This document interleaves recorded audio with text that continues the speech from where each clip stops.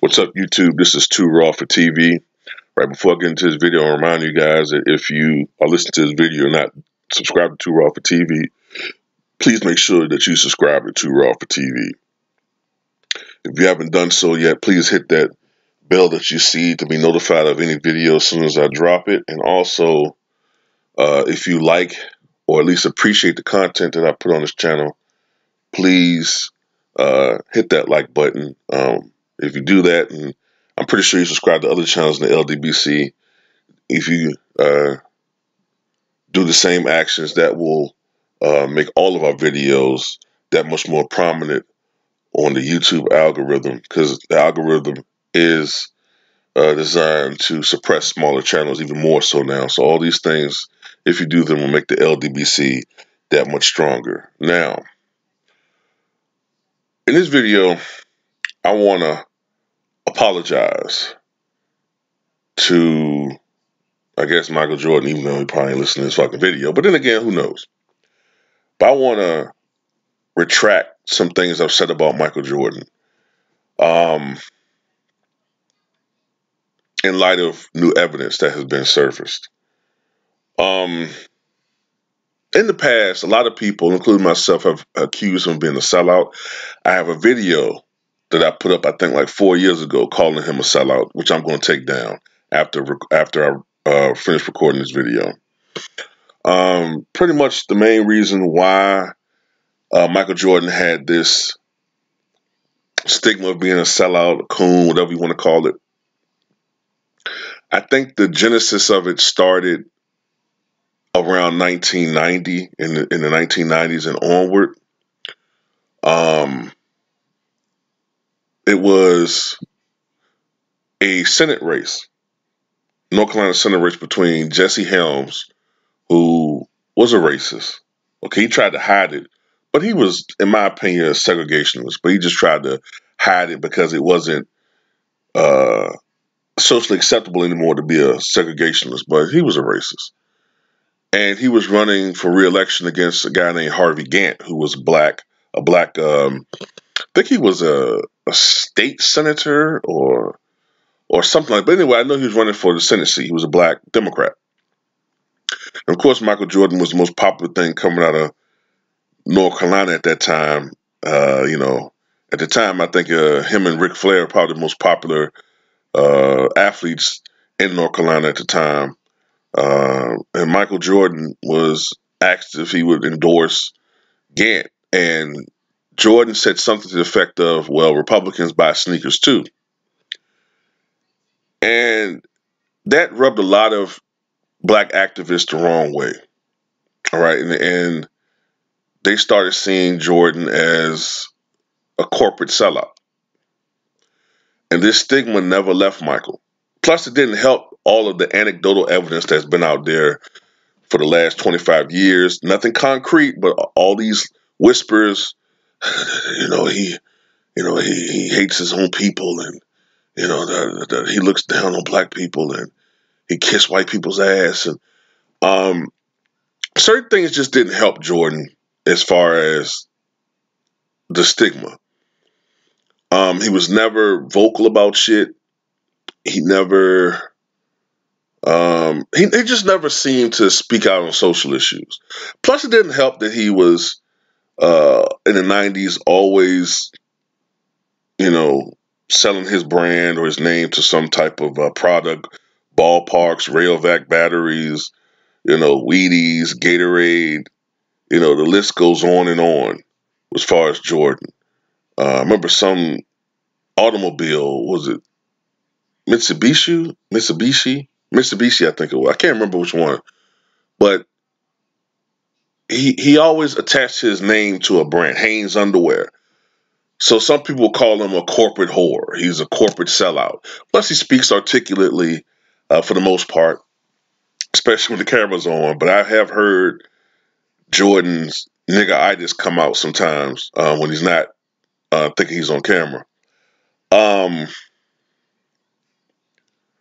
the crazy thing about it, so that's one of the reasons why Jordan appears in many people's eyes to be a sellout. Now, especially when you contrast it to today, when athletes are much more outspoken.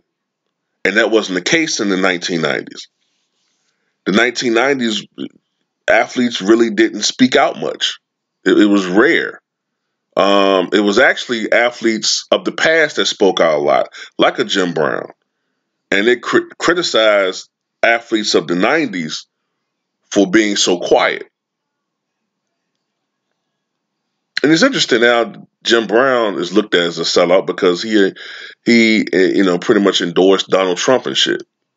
This is crazy. But one thing people forget about Jordan though is the Jordan of the 1980s was sort of a rebel. Like that Jordan used to come out wearing gold chains and shit. You know what I'm saying? Like he had the new shoes out and everybody in the NBA, like the established stars, especially supposedly Magic Johnson, although I know him and Magic got cooler, I guess. Isiah Thomas didn't like him because Isiah Thomas from Chi.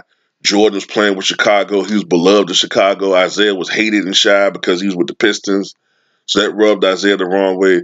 George Gervin, Oscar Robertson, by then was already well over a decade retired, but Oscar Robertson's always hated on Jordan. So Jordan was seen sort of as a rebel, but he was busting everybody's ass and shit, right? So, so Jordan, when he first came to the NBA, was seen as a rebel. You know what I'm saying? He was doing things you hadn't seen before, wearing the baggy shorts. Everybody else had the nut huggers and shit. But then by the 90s, Jordan, stopped rocking the ball patches, shaved head, had the fitted suits on, and he sort of worked on his vernacular, and he became He became a corporate entity. So most people, like when you're a corporate brand and you're black, they tend to, especially the black community, they tend to look at you a certain way.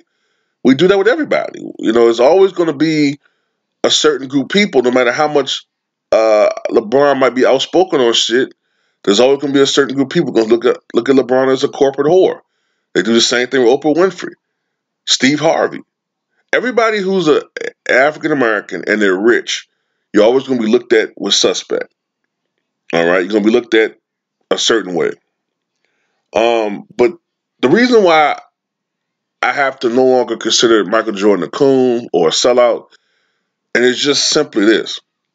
When I found out that he hired more African Americans within his company, which is, primarily the Charlotte Hornets, and I think other entities that he's involved with or owned, uh, he hires more African Americans than any other CEO in America, and I want to say North America.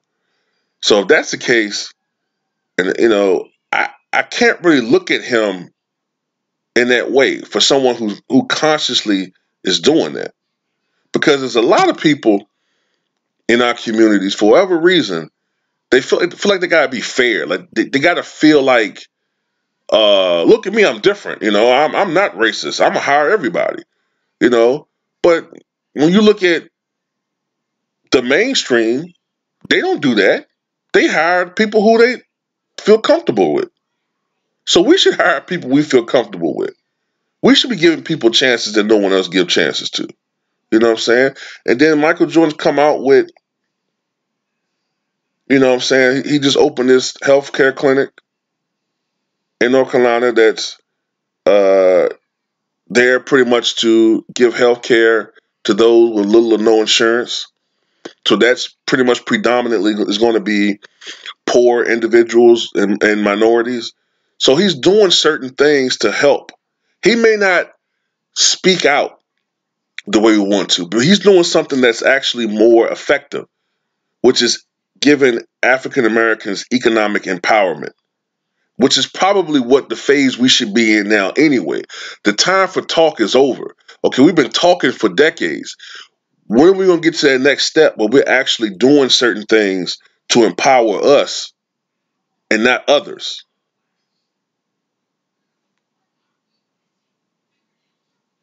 We should already be well into this stage anyway. And then there's another thing that I peeped out.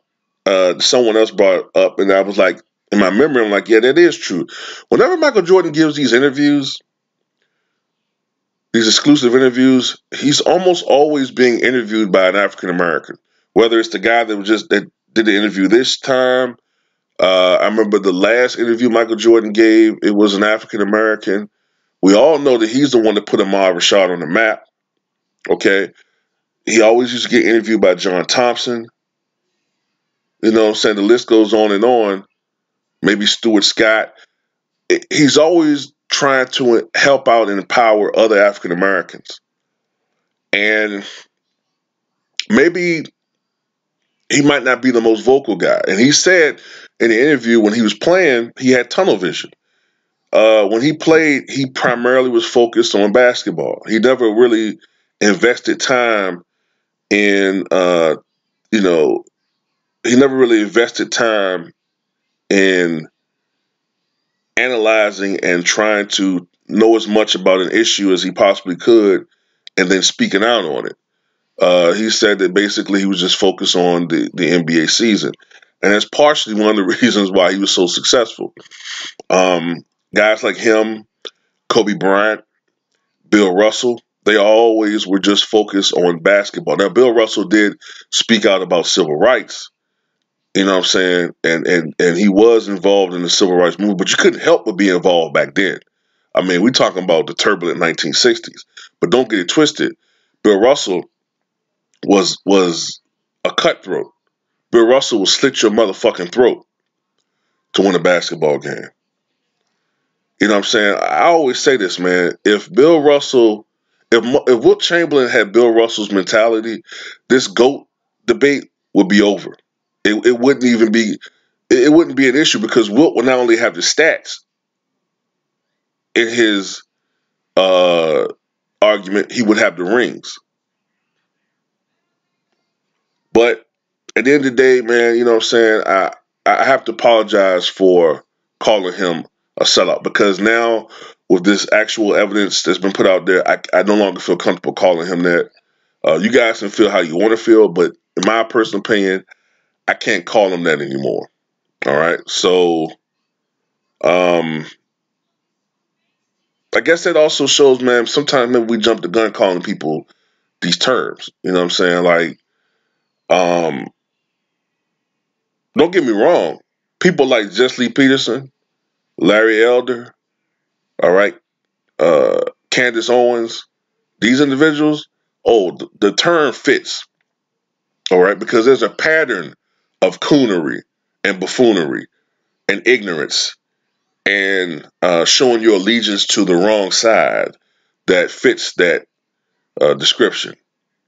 But with Jordan, I think if anything, maybe sometimes Jordan gets frustrated at some of us, the mentality that we display. I get frustrated with that. I can sometimes say certain things in private, and I'm pretty sure you have, that if it were in public, you might look at me a different way. But I'll say these things out of frustration. You know what I'm saying? I think we've all done that. So at the end of the day, man, I'm not going to call that man that term, man. So tell me what you guys think, man. And if you appreciate my content, if you want to show love, if you can show love, you know what I'm saying? If you want to donate to Too Raw for TV, you can do so on links provided in the description box below via the PayPal or the Cash App. I thank everybody that has donated to my channel over the past several months. And if you want to get the more unfiltered and uncensored stuff, please subscribe to the Patreon. All right, the link's down there. For only $2 per month, you get the totally unraw, uncensored, unfiltered content.